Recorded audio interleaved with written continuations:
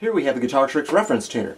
You can use it online, or you can download a version and use it while you're not online, while you're offline. This has a really handy interface, and while it's not exactly the same as using an electronic tuner, which will tell you whether or not you're in pitch, it does play tones for you so that you can hear whether or not you're in pitch, and then tune against to use it as an objective measurement of this is the note E, and then you play your guitar, make sure that the E string is in tune. So it won't tell you whether or not you're actually in tune, but you can use it especially for ear training to get used to tuning the guitar, to train your own ear to learn how to do it. Let's have a little closer look at it. When you tune the guitar with a reference tuner or against another instrument, what you're going to do is you're listening for something called beats. I hit the E on the reference tuner, I hit the E string. They're not the same pitch. The difference between those pitches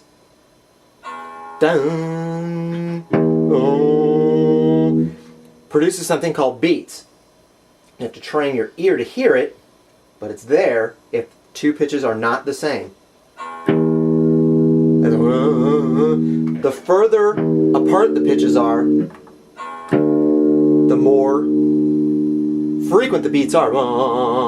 The closer that the pitches get, the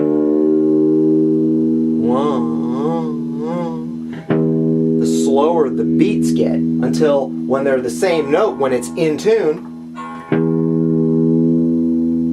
the beats go away. So if it's far away, if the two pitches are far away, you get a lot of beats. You get if the pitches are close, you get until when the pitches match, you get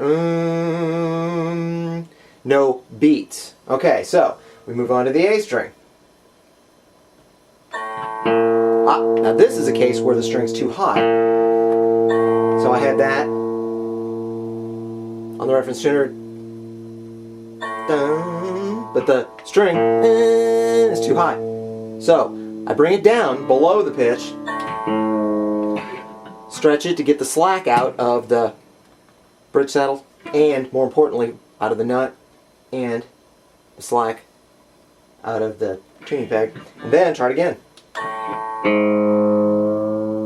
And put up. Make sure you go up to pitch. Again. Good deal. D string.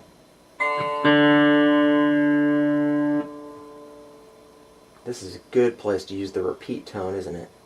Because I can just keep hitting that D. And it will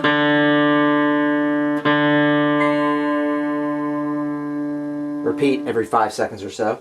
Over to the G.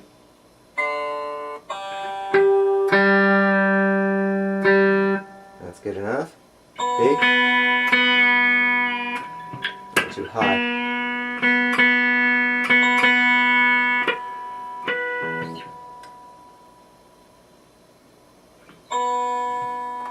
E.